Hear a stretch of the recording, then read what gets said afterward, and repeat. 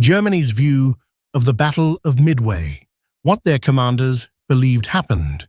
When news of the Battle of Midway reached Berlin in early June 1942, the German High Command did not immediately grasp the scale of what had happened. To German officers, thousands of miles removed from the Pacific and relying almost entirely on Japanese reports, Midway was not a turning point. It was not a catastrophe. It was not even a defeat. Instead, Germany understood it as a temporary setback. Serious, yes, but not decisive. To the German mind in 1942, the Imperial Japanese Navy was still the most powerful fleet on Earth, and American industry had not yet proven itself. Germany saw the battle through a mixture of trust, distance, and wishful thinking. What their commanders believed happened at Midway was very different from what actually did. In the spring of 1942, Germany viewed Japan as the unstoppable force of the Pacific. From Pearl Harbor to the Philippines, from Malaya to the Dutch East Indies, Japan had destroyed Western colonial power with shocking speed. German newspapers and propaganda praised the Japanese Navy as a naval arm of near-mythic skill, an elite force operating with discipline, precision, and ferocity. So when the Imperial Navy began preparations for Operation MI, the seizure of Midway, Germany assumed it would end the same way all other Japanese operations had, in victory, carried out with devastating efficiency. To German commanders, Midway was not simply another island. Its location represented a spear point aimed toward Hawaii, and if Hawaii were threatened, then the United States would be forced to divide its resources, slowing down its ability to project power anywhere else. In German thinking, a major Japanese victory at Midway would pin America down, disrupt U.S. supply lines, and perhaps even draw the U.S. Navy into a fatal trap. Germany's naval leadership, especially Admiral Karl Dönitz, had hoped that Japan's expansion would indirectly help German U-boats in the Battle of the Atlantic by forcing the United States to divert ships, fuel, and aircraft to the Pacific. That assumption rested on one core belief, that Japan would win. Germany believed in Japanese naval superiority to such a degree that the idea of a U.S. victory, especially one forced by intelligence, deception, and initiative, seemed implausible. Japanese naval officers had studied German victories in Europe and admired blitzkrieg. Germany, in turn, admired the Japanese naval blitzkrieg of 1941 to 1942. To the Axis mindset, Japanese success was not just expected, it was almost guaranteed. When the battle began on June 4th, German commanders expected early reports of Japanese aircraft pounding Midway into submission, followed quickly by decisive strikes sinking America's carriers. Indeed, the first, partial Japanese communiques seemed to reinforce this expectation. Early Japanese messages emphasized that aircraft from the carrier Hiryu had hit an American carrier and set it ablaze. German intelligence officers listened to these transmissions with confidence. It sounded like another Japanese victory. But Tokyo was not sending the full picture, partly because they didn't have it, partly because Japanese tradition avoided sharing bad news until the situation was fully understood, and partly because the Japanese High Command itself, at least in the first hours, did not realize the scale of the disaster developing around them. Germany waited for the official report. When it finally came, its tone was cautious but not catastrophic. The report acknowledged heavy fighting. It admitted that the Japanese Navy had lost contact with some carriers. It mentioned that the Americans had resisted fiercely. But nowhere did it reveal that Japan had just lost 4 fleet carriers, hundreds of experienced aviators, and the strategic initiative of the entire Pacific War. And so Germany interpreted the report with optimistic assumptions. German analysts believed Japan had likely suffered losses, but nothing the mighty Imperial Navy could not replace. They thought American losses must have been far greater because that had been the pattern in previous engagements. German naval strategists, conditioned by constant triumphs in Europe until that point, did not imagine that the Japanese High Command could be caught off guard by cryptanalysis or outmaneuvered through scouting failures. The idea that the United States had broken Japanese naval codes was beyond what Germany assumed was possible. Instead, the Kido Butai, the Japanese carrier strike force, was still perceived in Berlin as the pinnacle of naval warfare, almost unsinkable when fighting on its own terms. Germany had watched Japanese pilots annihilate battleships, destroy airfields, and humiliate Western powers in months.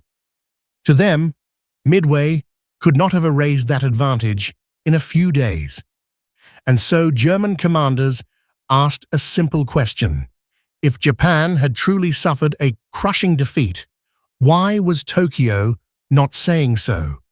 The answer lay in traditional Japanese military culture. Losses were concealed, softened, or delayed until full analysis was completed. Even Japanese cabinet members did not immediately learn the truth. In fact, the full scale of the disaster was carefully filtered before reaching any foreign ally, including Germany. The first German newspapers to mention Midway described it as a naval engagement in which both sides suffered considerable losses. Some went further, claiming Japanese aircraft had hit multiple American ships. The tone was neutral, certainly not triumphant, but it never suggested that Japan had just lost the core of its offensive capability. German officers drew their assumptions from these incomplete reports. They believed Japan had probably lost a carrier or two. The US Navy had likely lost at least as many. The Japanese Navy, having more carriers and more skilled pilots, would recover faster. The long-term strategy of Japan to force America into a defensive war was still intact. In other words, Germany believed Midway was a bruising battle, not a turning point. Even German intelligence, normally thorough, failed to grasp the significance. The Abwehr believed American code-breaking was limited. They underestimated US cryptanalytic capability because they themselves relied heavily on human intelligence and often assumed the Allies operated similarly. It did not occur to them that American cryptologists could predict Japanese movements so precisely that the US Navy positioned itself exactly where the Japanese carriers would be. From Germany's point of view, American luck, not American skill, was the only possible reason Japan would have suffered setbacks. The truth was far worse for Japan, but Berlin didn't know it. Meanwhile, the German Naval Command followed the battle closely, especially Admiral Dönitz, who wanted to coordinate submarine strategy with Japanese forces. Dönitz hoped Japan would apply pressure in the Pacific so the United States couldn't fully commit to the Atlantic. To him, the Japanese carriers were more than naval assets. They were strategic leverage. So when he received incomplete reports suggesting losses on both sides, he assumed the Japanese still held the advantage. He had no reason to believe otherwise. Japan had never lost a major naval engagement before. Their carrier pilots were trained in ways German officers admired, rigorously with harsh standards similar to elite Luftwaffe fighter training. Even after Tokyo quietly confirmed the loss of Akagi and Kaga, German officers were not alarmed. They assumed these losses were temporary. After all, America had lost carriers before, and kept fighting. Germany believed Japan could do the same. Of course, they did not know Japan could not replace its pilots quickly. German training cycles were intense, but more flexible. Luftwaffe pilots could be produced rapidly, though quality would decline over time. Japan, by contrast, trained naval aviators through a years-long process that produced excellence at the cost of quantity. Germany had no idea that Japan's elite aviator corps had just been gutted beyond repair. From the German perspective, the war was still shaped by the Japanese victories of 1941 to 1942. Midway could not erase that momentum, and so they interpreted the battle as a fierce, inconclusive clash. Tokyo's carefully softened language reinforced that view. Terms like temporary setback, unfavorable conditions, and enemy resistance painted a picture of challenge, not disaster.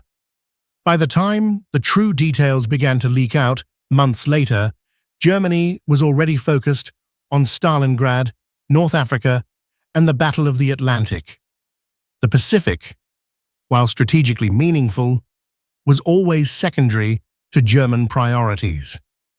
And so Midway did not occupy German strategic imagination the way it does in modern history. But privately, as more officers pieced together the truth, Germany's view began to shift. Japanese diplomats in Berlin revealed hints.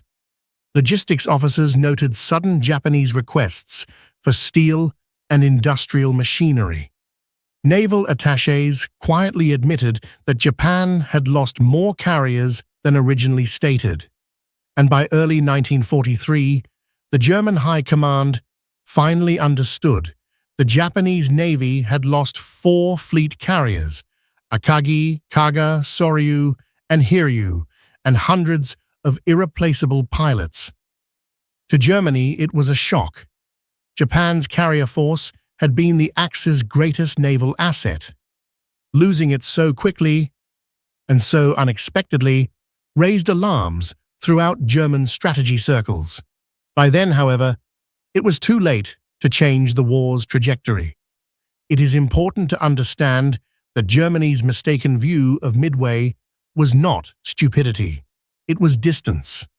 It was reliance on a secretive ally. It was overconfidence built on months of Japanese victories. It was cultural misunderstanding, and it was a fundamental misreading of American capability. German officers believed in Japanese naval superiority because they had no reason not to. They had seen Japan crush the Western colonial world in half a year. They had watched the United States struggle early on. They did not know the U.S. industrial engine was just starting to roar. Nor did they know American codebreakers had achieved one of the greatest intelligence coups in military history. Germany had built its worldview on the myth of invincibility, its own and Japan's. Midway shattered the Japanese half of that myth. But because the truth was softened, delayed, and filtered through layers of Japanese military culture, Germany never saw the shattering when it happened. They only discovered the pieces much later. In the end, Germany's view of Midway was shaped not by what occurred, but by what they believed occurred, what they were told, what they wanted to believe, and what they feared acknowledging. For a few months after June 1942, Berlin believed the Pacific War remained balanced. They assumed Japan still had the upper hand. They believed the United States had been checked. They imagined that the Japanese Navy would rebuild, recover, and strike again. Reality, as we now know, was far different. Japan had lost the heart of its fleet. The U.S. Navy had seized the initiative, and the Pacific War's momentum had shifted permanently. But Germany, far away, distracted by its own battles and relying on incomplete information, never fully understood the magnitude of Midway until its consequences were already shaping the world. Midway changed the Pacific forever. But for months, Berlin saw only shadows.